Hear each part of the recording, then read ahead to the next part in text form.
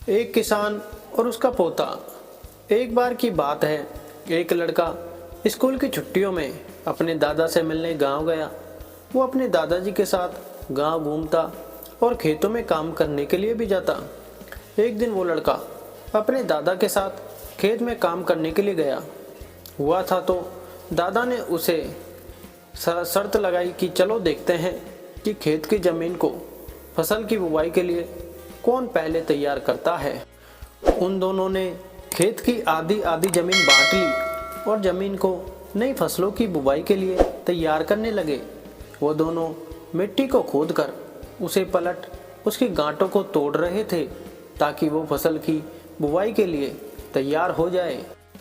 दादाजी, जिनकी उम्र 65 साल की थी, वो बिना रुके और बिना किसी शिकायत के अपना काम कर रहे थे। लेकिन वो लड़का जिसकी उम्र 17 साल थी, वो अपने काम में बहुत शिकायत कर रहा था। वो बार बार रुककर आराम कर रहा था और कह रहा था कि कितना मुश्किल काम है। लेकिन उसके दादाजी बिना रुके और बिना थके काम कर रहे थे। फिर जब शाम हुई तो लड़का देखता है कि दादाजी ने अपने हिस्से की सारी ज़मीन की बुवाई कर ली है और उनके हिस्से की ज़मीन अब फसलों की खेती के लिए तैयार है। लेकिन उसके हिस्से की ज़मीन में अभी आधी ज़मीन का भी काम पूरा नहीं हुआ था।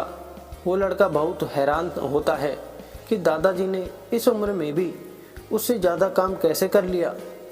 वो दादाजी के पास जाता है और उनसे पूछता है कि आपने इतनी उम्र में इतना काम कैसे किया। तो दादाजी ने जवाब दिया कि जब भी हम सोचते हैं कि काम कितना मुश्किल है या फिर अभी कितना काम पड़ा है, तो हमारा मन बहाने बनाने लगता है। इन सभी बातों के बारे में सोचना ही हमारे काम को और ज़्यादा मुश्किल बना देता है। इसलिए समझदारी इसमें ही है कि हमें अपने तय किए हुए काम के बारे में ज़्यादा सोचना नहीं चाहिए और उस काम को करते रहना चाहिए। इस कहानी से हमें यह सीख मिलती है कि यदि हम तय किए हुए काम के बारे में ज़्यादा सोचते हैं तो वह काम हमें बहुत ज़्यादा कठिन लगने लगता है।